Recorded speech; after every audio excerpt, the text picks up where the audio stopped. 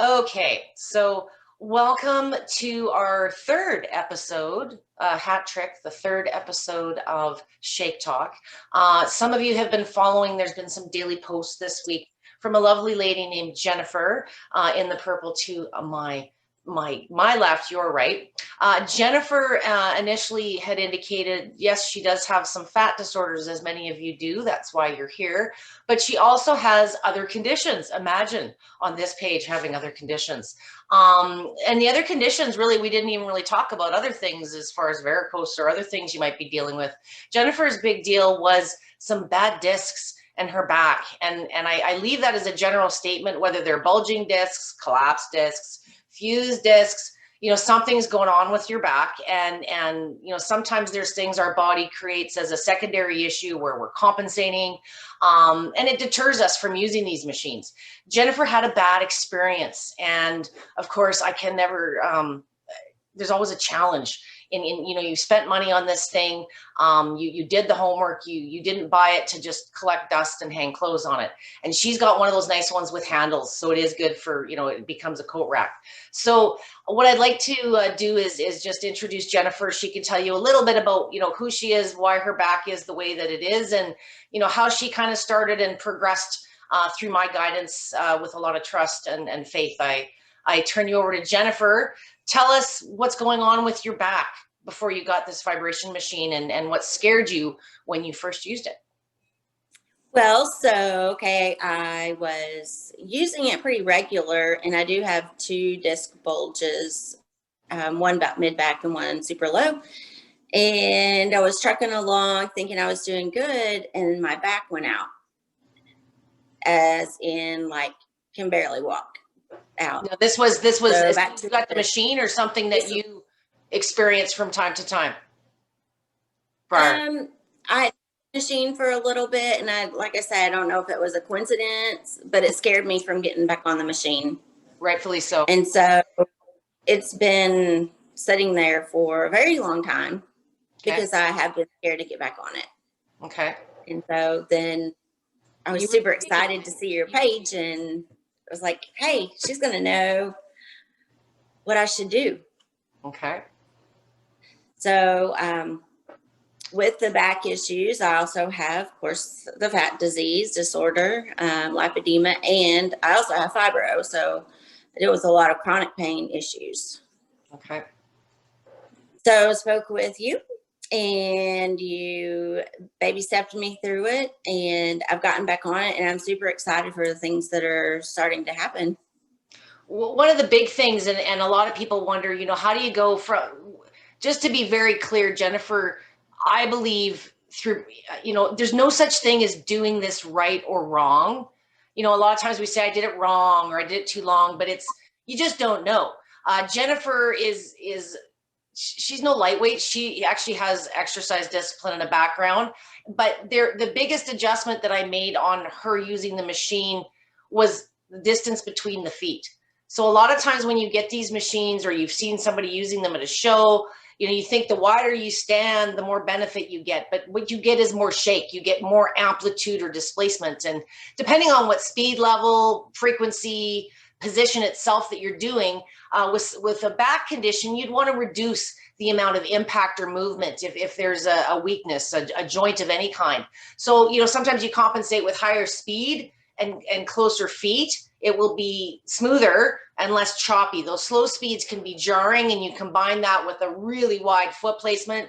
And Jennifer, like a good girl, I think you probably stuck it like a soldier for 10 minutes, and because that's what you think you're supposed to do. But if the recipe for making the cake, fit everybody's taste buds, there wouldn't be people like me teaching you how to work it for you. So the biggest adjustment Jennifer did right off the bat was reduce the feet distance.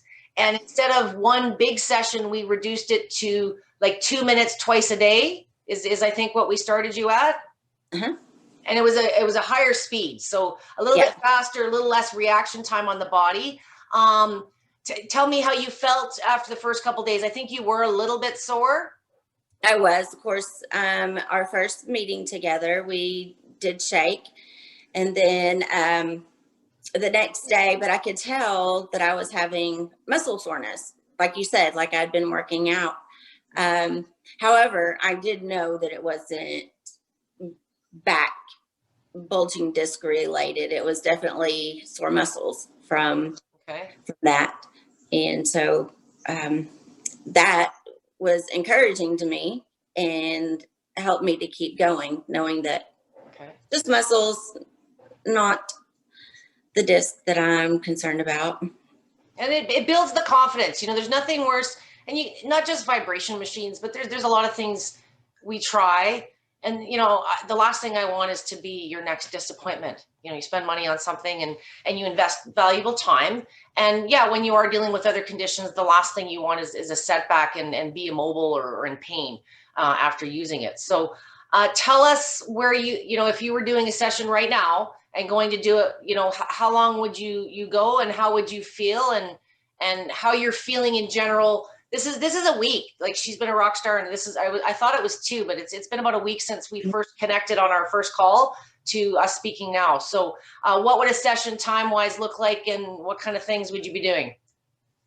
So I work full time, and so I'm only getting 2 shakes in, but I've increased my time to 4 minutes. And I'm doing, like you told me, I'm doing some squats. I'm doing some pelvic tilts when I first get on and just moving the hips. And then one of my favorite ones is just sitting on my hands, because it gets my upper, and it feels so good. It's easy. So this is one of those, you are only limited by your imagination and your range of motion. So she has the gift of mobility. It's never the getting down, it's the getting up. But I think you'll notice that maybe is starting to improve a little bit too. And if it's not right now, it will soon. Okay, cool. And 5 minutes probably per session then? 4 to 5, yeah. Awesome. Yeah. So you're looking at more of a total of 10 minutes per day. You probably at this point, once you're at the 5-minute mark, you're not really feeling it the next day. You can start working your durations. Because of the fibro, part of the reason I wanted to push with the squats also is engaging those muscle fibers. Fitness, and all the trainers on the land will disagree with me, but I feel those body composition changes, losing weight. I know we're not dealing with normal bodies, but we need to get the body to fatigue. The way that the muscles become stronger and we get that definition is, yes, making an exercise challenging for our body type and our range of motion. So your squat suits you. But it's not about going longer and longer and longer. If on your machine you're getting to that minute mark and you could still cruise and do your squat, either make the squat harder or change up the frequency a bit, or your speed levels. So change something weekly, put the ball between the knees, whatever you're progressing to. But, because of the fibro, that squat's going to engage those thigh muscles versus just standing there. That's going to be more, the standing is still a good thing. But if the goals are fitness, and you're doing a squat, you may as well make it a hard one and get it over and done quick. Get to that quick point. You said something when we first connected and we're speaking a little bit. You've also noticed something else that happened with your sleep. Please share. Yeah. So for all of us that have fibro, I think we have a lot of hip pain. And of course, with my back issue, I definitely have the hip pain, and I've not been able to sleep comfortably on my side for quite a while. But just in the past probably 2 nights, especially last night, I was like, hey, like, I'm sleeping on my side and it's pretty comfortable. I mean, I can sleep on my side for longer than normal without the pain. And also, you mentioned about the experience, you're getting the durations. There's a lot of, some of the tension you've had in that area has been there years, decades, probably. And as those secondary muscles, the fast twitch, the reactive ones that are picking up the slack over the years, that kind of cave and maybe was why the back went out. Who knows at this point? But they're relaxing for the first time. They're not thinking they're doing all the work. So progressing, if the sleep is better, the range of motion, you're probably noticing it in your squats too. Are you getting a little bit deeper in your squats? Exactly. Yeah. Awesome. Awesome. Joints are okay? Joints are good. Mhm. Awesome. Are you moving?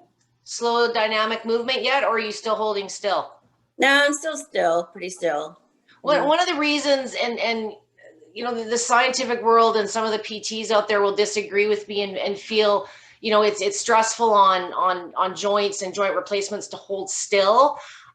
I disagree. You know, once you have the ability and the technique, as Jennifer has from just the gym days, and know how to move properly on the platform, you know, it becomes more natural and your knees aren't wobbling all over the place. But, you know, if you are holding still and you're doing a squat for your range of motion, you're not going to last more than 10, 15 seconds anyways. You know, this isn't a 15-minute thing. And if one more person calls me and says, yeah, I did a squat for a whole 10 minutes, no, you didn't. You're not a, you know, I don't want to say no, you didn't, but you know, a squat is not just standing there and unlocking your knees a bit. So, you know, you're probably fatiguing still under that minute mark, or are you Mhm. hitting it, do you Oh think? yeah.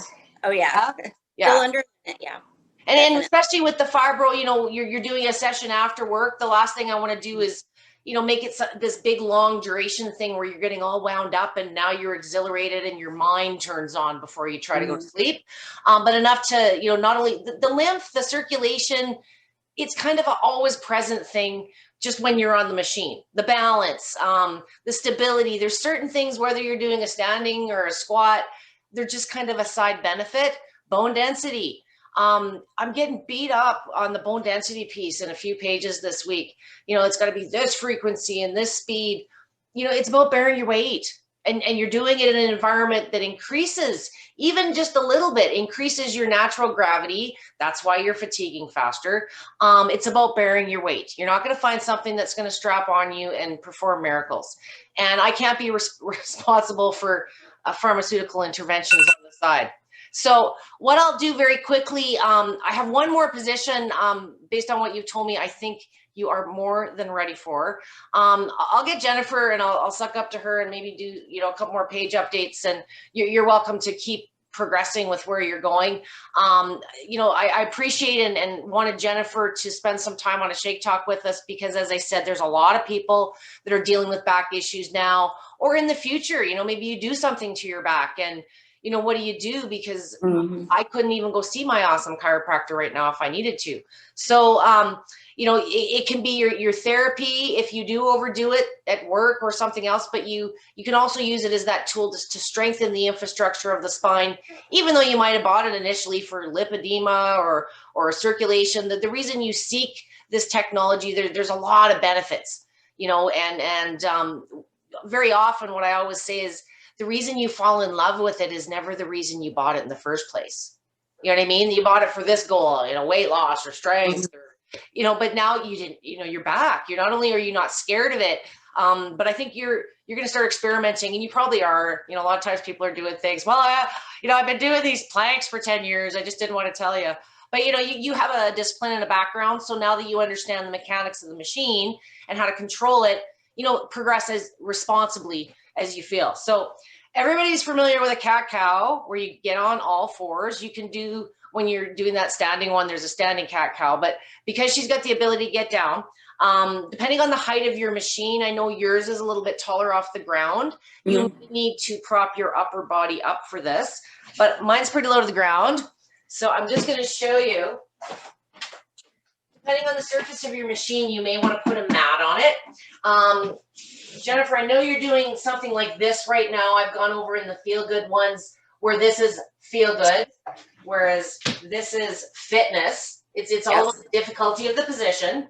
So with something like a cat cow, it's not about going 100 miles an hour. We're going to switch the body around. So if you're doing a basic cat cow position with your arms on the machine, you've got more joints, you know, different things absorbing it, and you'll find those mid to higher speeds or frequencies more comfortable with closer hands. But we're going to switch it around. So I'm going to go this way on the machine, and I got turned on, all right? And you're going to want a mat, depending on the surface of your machine. See, I've got it cut to fit, okay? And so you've only got basically where your knees contact up to the hips. And what this does, you're going to feel, if you're straight in a box, you're going to feel it in the hips. If you move yourself back, you're going to be able to get almost up to that bra strap, or where you've got that second bulge. So, Okay. you know, if your arms are short, you might want to prop yourself up on a little stool or a roller or something, and just lean forward and backward. Now the difference, you're standing on your machine, your knees are no more than hip width apart. The wider you are, the more shake. So start with Okay. your knees close, just like if you Okay. were standing. And with that one, when you're standing, your spine and your hips are moving this way, okay? When you're on it that way, you're moving this way. So Okay. it's just another way of doing it. My guys really, really like this one. You're going, if you are constipated, if there's any concerns, it's a really, you'll feel it in those areas. If there's, it's another way to relieve that as well, but it just moves you in a different area if you're already down on the ground. Just another variation. So I'll show you one more. You can even do something like this, okay? So it's just a little bit more direct. You know, you can do your leaning over one. You can do it on your knees. You just want to make sure you got a little bit of padding. And then I get into, like, I'm not really a yoga girl, but I try. You just do something like that. You know, you could use your roller and just stretch those arms. Again, I know you got toys around the house you can experiment with. Okay. Okay. So again, a very basic position, and it just moves the hip and the spines in a different way. And you might, like, you know, with something like your back, with any exercise, you know, I'm not here to say that Pilates is better than CrossFit, is better than, but you know, everybody's got their preferences. This is just an environment, and I'm the translator. So something like that, you don't want to go 100 miles an hour. You're just trying to loosen up, and you don't have that extra joint like you would if the hands were on the machine. So probably Jennifer has a confidence fit, and I think we said it has like 99 speeds or levels on your 50. 50. 50. Yeah. So, you know, this one, you know, you probably want to hit it at 20 to 25 with the knees a little closer. And, you know, play around with what feels good. A lot of times with that one, you might be going for 30 seconds to a minute. And then as you loosen up, you want to take a little bit more action. And then you can just rock back and forth. It's a good way to stretch. Jennifer spends a lot of time like this during the day, bent over. So it's good to stretch and get that opposite position in there. And keep us posted on, I know you're going to play with that one tonight. Oh yeah. So let me know how it goes and update us on a post maybe tomorrow. Okay. And for all my Lippy girls out there, I did want to say that the first couple of days I did notice, because I typically look at my weight in the morning just to kind of see how much it's fluctuated for the day. Yep. And it increased. It did go up for the first few days.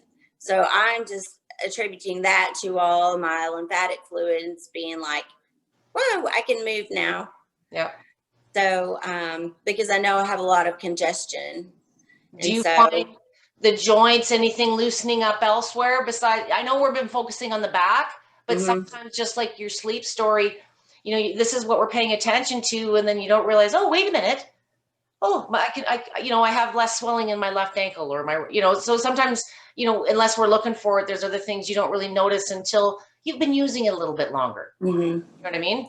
Yeah. Yeah. I can tell just from lifting some weights, because I've got a shoulder issue from doing massage. So I've got an elbow that is compensating from a shoulder issue. Okay. But I've noticed that it's getting better. Are you better. doing the one where you're sitting on your hands? Is that the one you'd attribute that to? Yes. Awesome. Yeah. Awesome. Yeah. And you could, the cat cow that I tried, if you haven't been, you know, trying it with the hands on, if you're able to get on your knees, that would probably be the next progression. It's, you know, weight bearing, but minimally.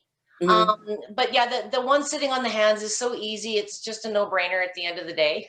If you do anything, do that one at least once, twice a day. And for you, particularly with the back, a lot of people would be fearful. A lot of my chiropractors think, oh, you can't shake the spine. Your bum sitting right in the middle is getting like a millimeter of movement. Don't, and if it's too much in the head, the big thing, and you're way past this, like even in the first session, you weren't fighting, but as a woman, I'm going to stress this. We carry the bra, the purse. It's where we carry this.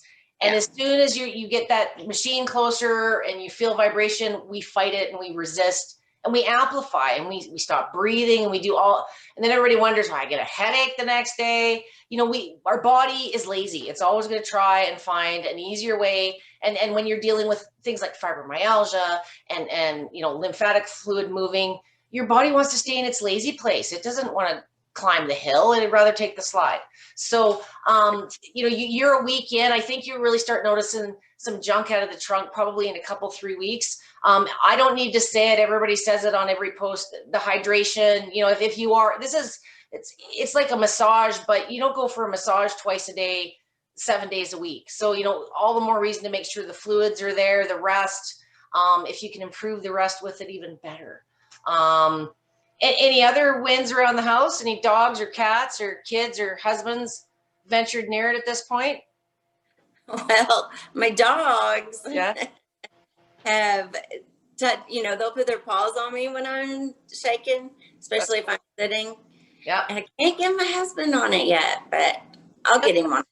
Sometimes, if there's other members of the house and they're, again, you've tried so many things that, we wouldn't be talking today if everything else was working out, right? Sometimes it's complementary. Sometimes, you can't really get into these machines and not everybody knows all the moves that I do. I've just been doing it longer. So you experiment with what you already know how to do. And as you see those simple progressions, it's validating for everybody else around you too. A lot of times the medical people I work with, until I can say all I want and send every research study I want or blab them in emails, but it's not the same as you walking in one day and going, you got out of my chair without using your hands. They see those physical changes, your energy levels, things like that. So it's only been a week. I'll be curious to maybe check back in, let's say in week 3 or 4, and we'll have maybe a little update visit. Yeah. Is there anything else you want to tell them or share? I don't think so. I mean, other than just it has been a confidence booster, and it's helping me stick to my regular workout better. Cool. It's making you more accountable in other areas. It is. Good. Mm-hmm. And that can be, I find for myself, if you're implementing one change, it does, we're more mindful of those other things, drinking the water, making sure we're, getting up and standing out of that chair if we spend too much time there, and food is the hardest piece. But when we're moving and feeling better, whether it's on a subconscious level or not, you crave those things, and the machine. Mm-hmm. There's a few folks that have been using this for a while, and you're probably noticed you won't realize how much this is actually doing for you just on a spiritual and that warm and fuzzy level until you can't use it for a while.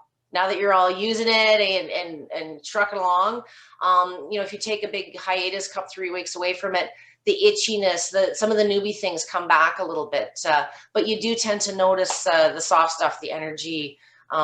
Maybe not, the sleep wasn't as good. There's other things you didn't realize it was doing until you're not doing it for a period of time. So thank you very much for being such a good student for a week. And do you have a shake in your future, or have you done that for the day already?